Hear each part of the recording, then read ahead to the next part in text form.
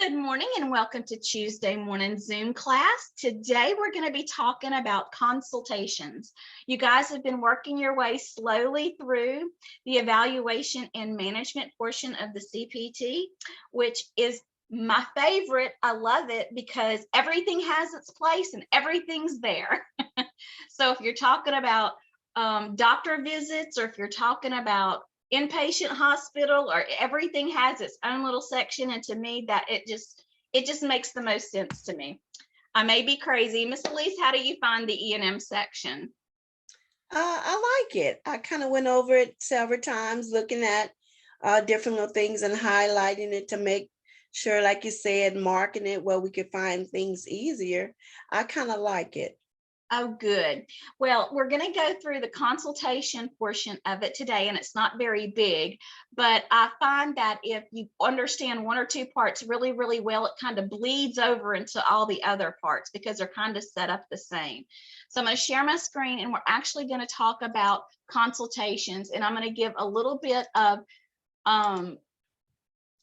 deep on consultations. And if you're wondering where I've gotten this from, this is actually just straight from your textbook. So what is a consultation? Well, consultation is a service provided by a physician whose opinion or advice regarding the management or diagnosis of a specific problem has been requested.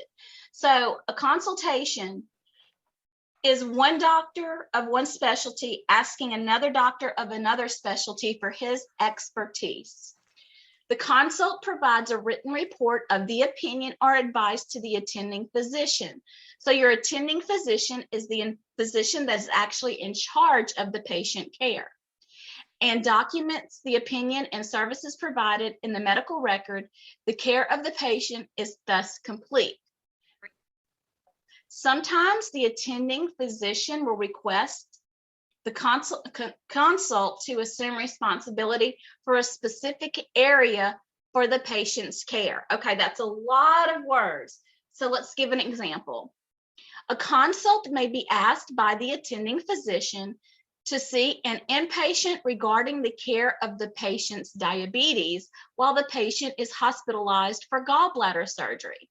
Okay, so the attending physician is seeing the patient for gallbladder issues and has a surgery plan, but this patient also has diabetes. Well, this particular attending physician may not be qualified to care for the patient's diabetes.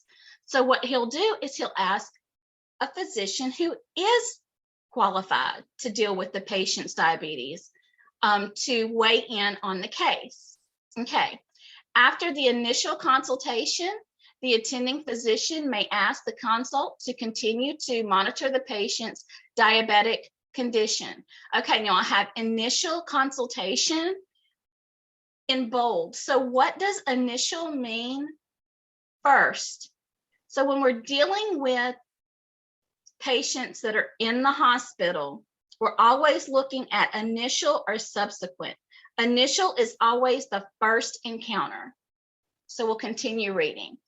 The consult assumes responsibility for management of the patient in the specific area of diabetes. So is the consulting physician taking over the care of the patient? No, he's not. He's just taking over the diabetes portion of this patient's care. Subsequent visits made by the consult would be reported using the codes from the subheading subsequent hospital care or subsequent nursing facility care.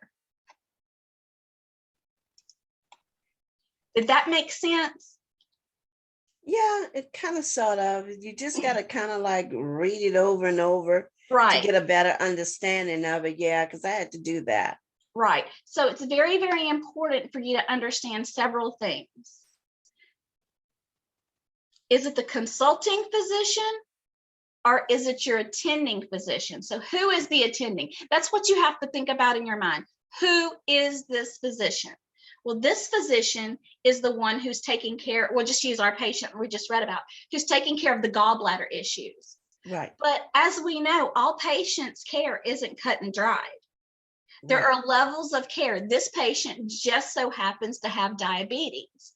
Now, if Mhm. that consulting physician, he's an endocrinologist, is what he is. That's a specialist of the endocrine system, which takes care of diabetes. If the endocrinologist says, Mr. Jones is good to go, doesn't need anything else. So then that attending physician says he's good to go and we don't need to see this endocrinologist anymore. But what if the diabetes is out of control and there's so many other layers to that sickness that are attached to diabetes? He's going to want to keep that other physician on so that he can actually be involved in every level of care. Because can a slip up with diabetes cause a patient more harm? Yeah. Absolutely. So he's going to want to make sure that he's covering those bases. The other thing that I want to make sure that we understand is the initial. We have to pay attention to patient is seen by emergency room doctor. That's an initial being seen. Patient's admitted, then everything after that is subsequent by that doctor, right? So we're always looking at where are we in our care? Are we in the first day of our care? Or are we in the second day, third day, fourth day? May sound so complicated, but it is not. Once you get medical records in front of you and you pay attention to who is the doctor exactly, and where is the patient in their care? Are they just being admitted? Are we seeing them the first time, that initial time? Or has he been here and the doctor's just poking his head in the next day when he's been admitted and saying, hey, Mr. Jones, how you doing? That's a subsequent. Did you ever stop to think about that every time the doctor walks into your hospital room, you're being charged for that?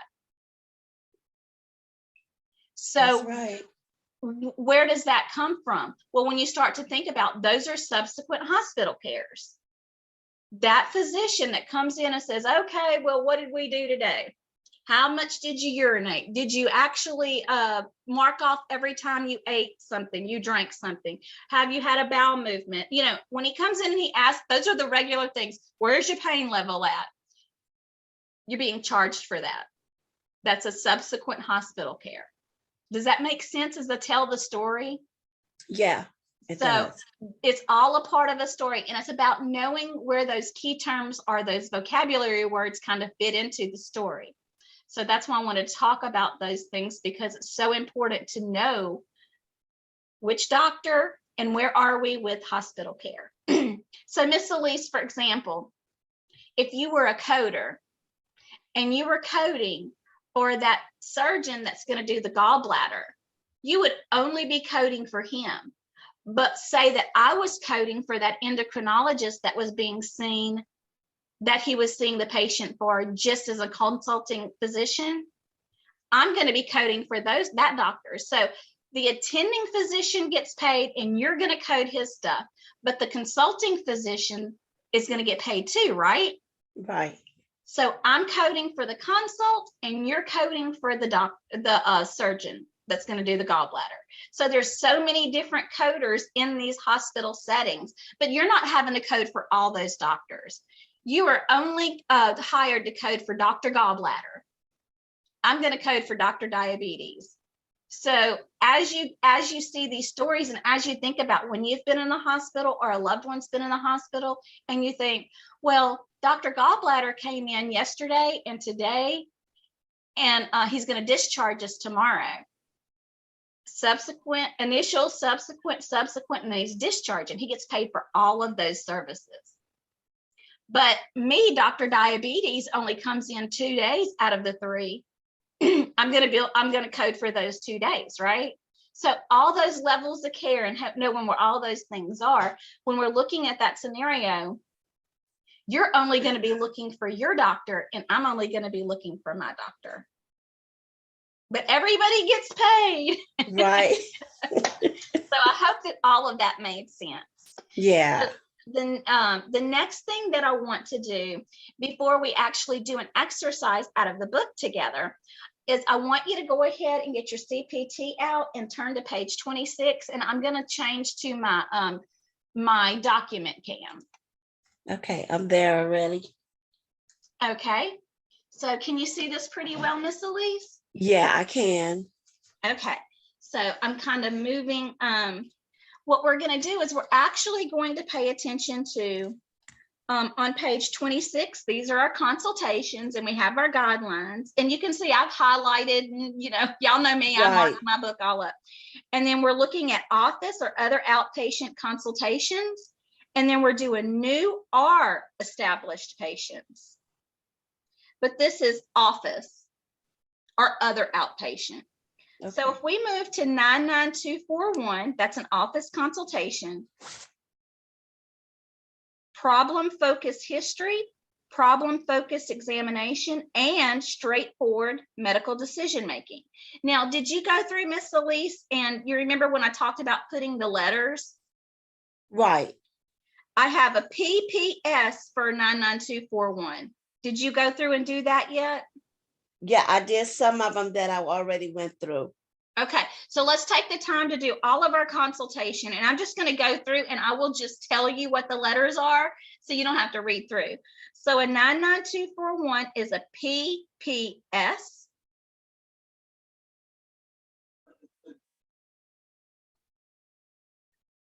A 99242 is an EES.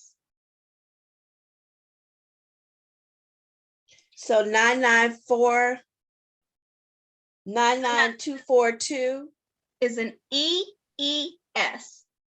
Expanded, straightforward. Okay. And problem focus can be part of that too. I put the EES, but you could put an E/P if you want to. Okay.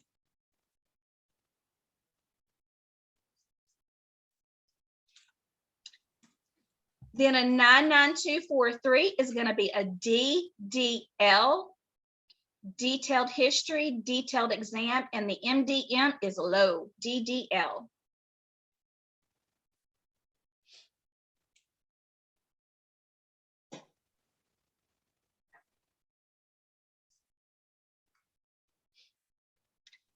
And a 99244, I have a CCM.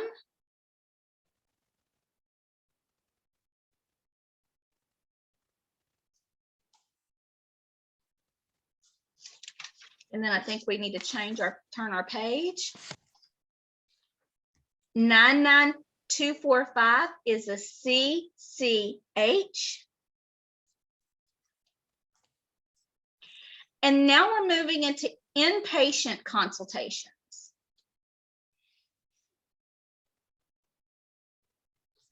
A 99251 is going to be a PPS.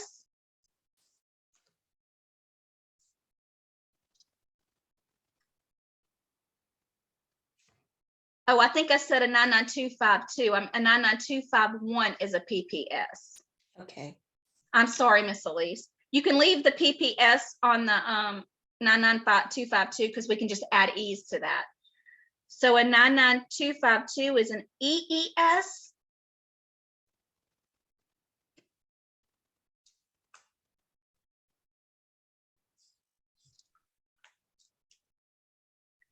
A 99253 is a DDL. I'm so excited to show y'all where this is gonna say, oh, this is why she does this. Okay, so the 99253 is I know DDL. We did the DDM on the other one, right? No, the DDL. Okay, it's a DDL, I see. Yeah. Yeah. And then 99254 is a CCM.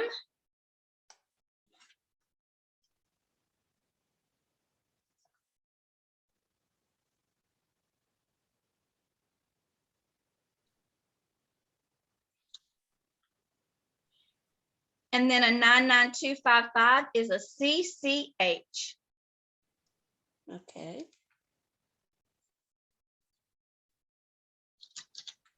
Okay, so that's all of our consultation codes. That's not a lot, right? I do want to point out that I did put a consultation tab right here, so I know where my consults are. Okay. You know, I just tab, Miss Elise, you know that. All right, so I'm going to stop my share. Oh, Didn't mean to turn my video off completely there. All right, now I'm going to actually share our exercise for today. Now, I'm not going to do all of them with you, but we're going to do some of them together. And all of a sudden, you're going to say, this is why she's making us do all these DDLs and CCMs. And this is where it's going to make sense. I'm not going to do the ICD-10 codes. I'm only going to do the CPT codes. Okay.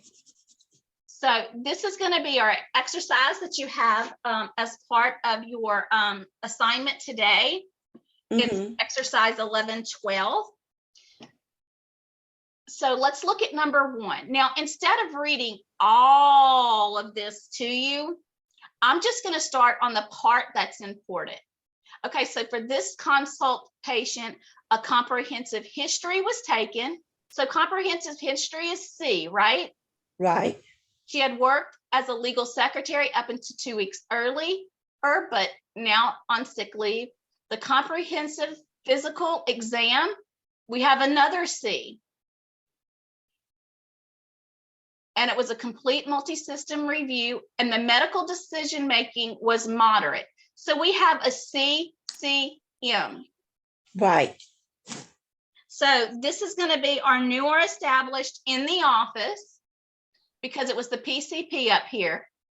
So CCM. So what is our new or established consult in the office for a CCM?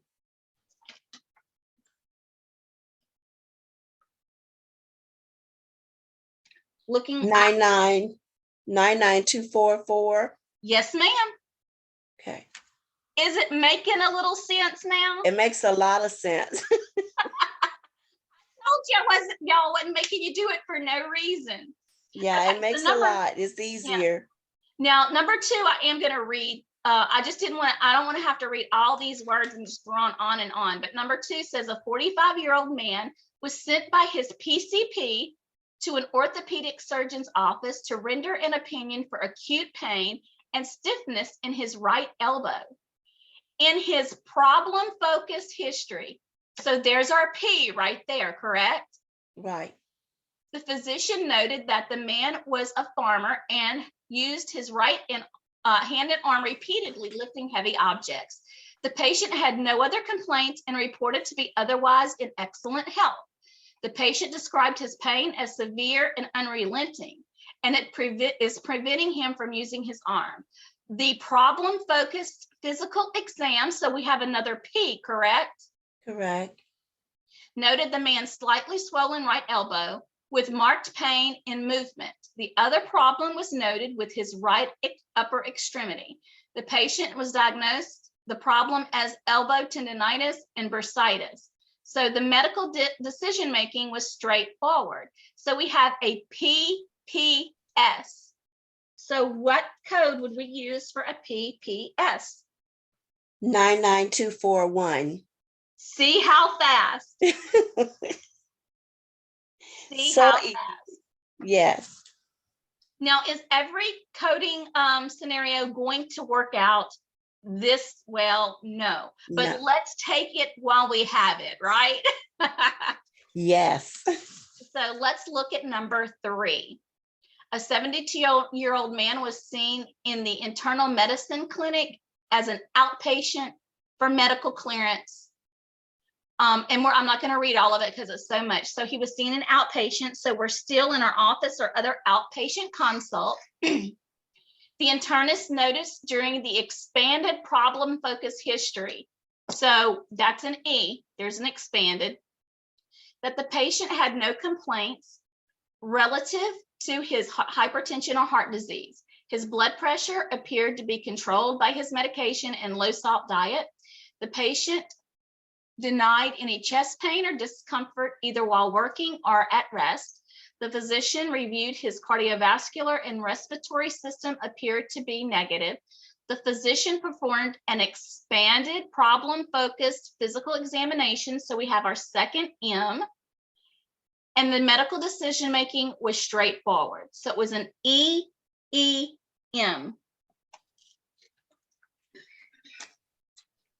An EES. I'm so sorry. Okay.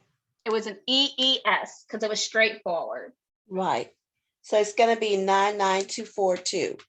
99242. Perfect. Now let's look at number 4. A 52-year-old patient was sent to a surgeon for an office consultation concerning bleeding, internal hemorrhoids.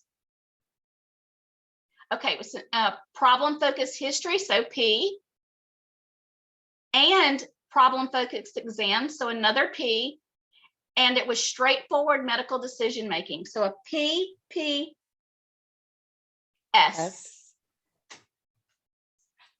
99251. Okay, why is it a 5-1? For an office consult. It says 52-year-old patient was sent to a surgeon for an office consultation. Okay. So we're still in office and we're doing a PPS.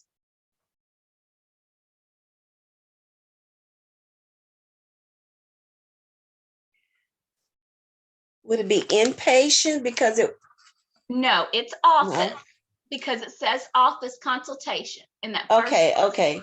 So would it still be 99241? Yes, ma'am. It's a 99241. Okay, now we're going to move on to number 6. A 65-year-old man had recently undergone a prostatectomy for prostate cancer. Since the surgery, his previously controlled AFib had become a problem again. The cardiologist was called in for an, what is that? Inpatient consultation. So now we're moving to where? Our inpatient, right? Inpatient, right. Right. He reviewed the patient's present status, including the duration and severity of his symptoms. The cardiologist review of systems related strictly to the cardiovascular system during his expanded problem-focused history. So we have an E. The expanded problem-focused examination, which was another E, EE. And let's look at our medical decision-making is straightforward. So we have an EES for inpatient consult. 99252. Yes, ma'am. Absolutely. Okay, so we're going to do number 7, and that's going to be the last one we do together. Your assignment's going to be to finish up that the rest of that exercise today. Okay. But I want you to think about modifiers in number 7, along with everything else we're going to be looking at. Okay. So an internist requested an inpatient consult. So automatically we know that we're still an inpatient, right? Inpatient, right. From the orthopedic surgeon, a 35-year-old female who had been in a motor vehicle accident.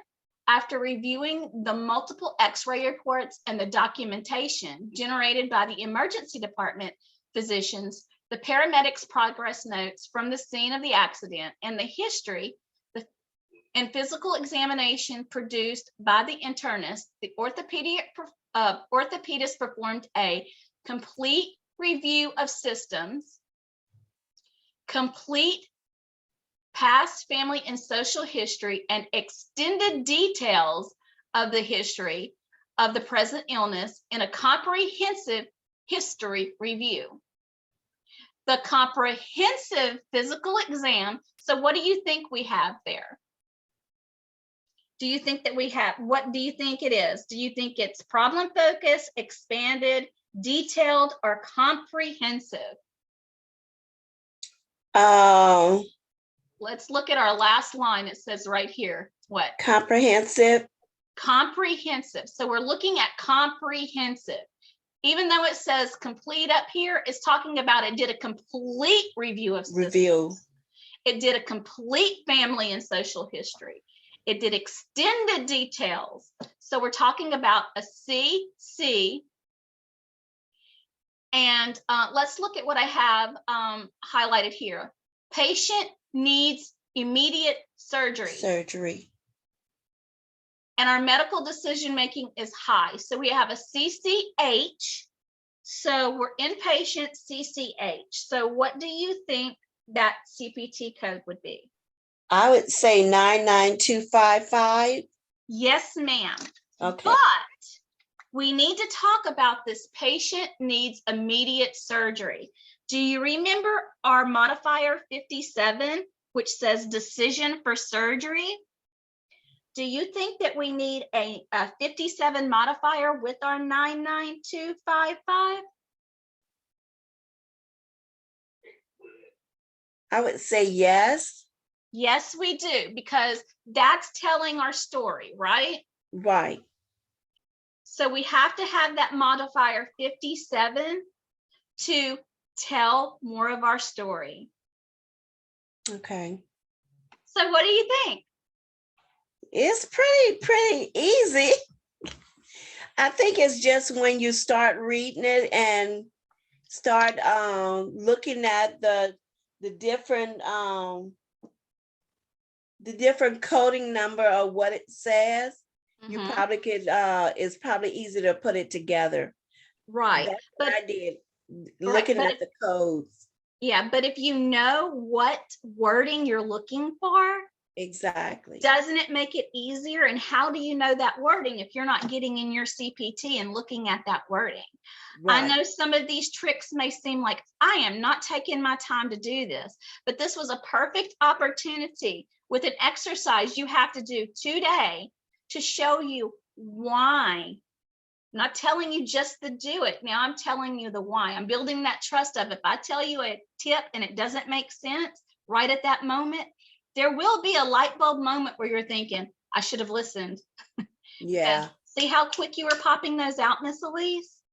Yeah, and then reading it, putting it together and reading it, breaking it down step by step, kind of make it easy too, because it pretty much tells it itself or what you're talking about or what it's going to be. Right. With the comprehensive and all of this established and all of expand.